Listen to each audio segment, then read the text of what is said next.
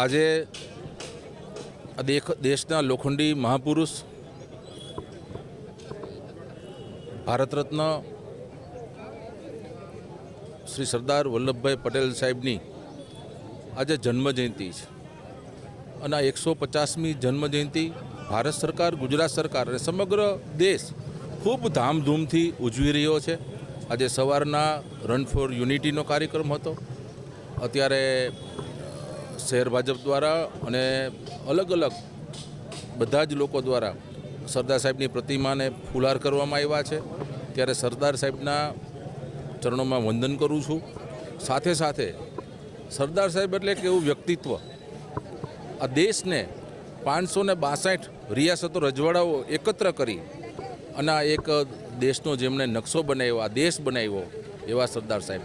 અને ત્યારે પણ જૂનાગઢ હોય કે હૈદરાબાદ હોય કે આવા જે કંઈ પ્રશ્નો હતા એ પણ કડક અર્થે એને આ દેશમાં ભેળવીને અને આ દેશને એક મજબૂત રાષ્ટ્રનું નિર્માણ એમણે કર્યું છે।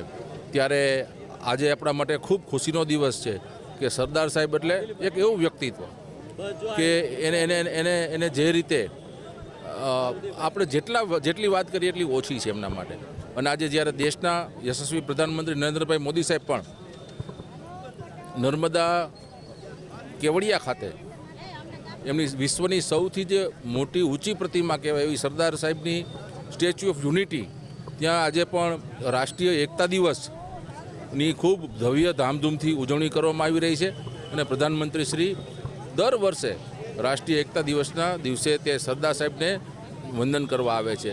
ત્યારે આપણું સૌભાગ્ય છે કે સરદાર સાહેબનો જન્મ આપણા ગુજરાતમાં થયો હતો અને આ સરદાર સાહેબ એટલે સમગ્ર દેશના દરેક સમાજના સરદાર સાહેબ છે।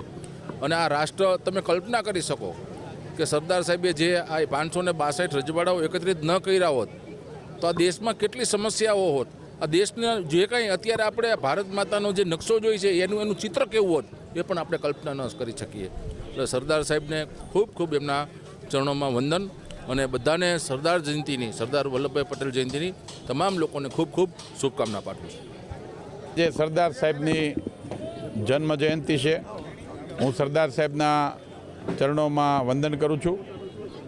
સાથે સાથે સૌને આજના દિવસની શુભકામના પાઠવું છું, એટલા માટે કે આજે લોખંડી પુરુષ સરદાર સાહેબ કે જેણે દેશને અખંડિતતા અને એકતા માટે પોતાનું જીવન સમર્પિત કર્યું હતું, એમના જીવનમાંથી અનેક પ્રેરણાઓ લઈ અને આપણે બધા પણ દેશને વિશ્વની મહાસત્તા બનાવવા તરફ આગળ વધી શકીએ એવી પ્રેરણા આપણા બધાના જીવનમાં ઉતરે।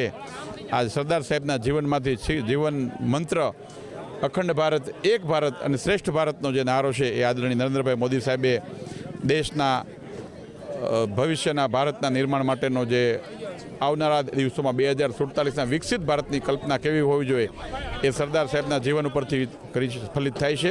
સૌને શુભકામના।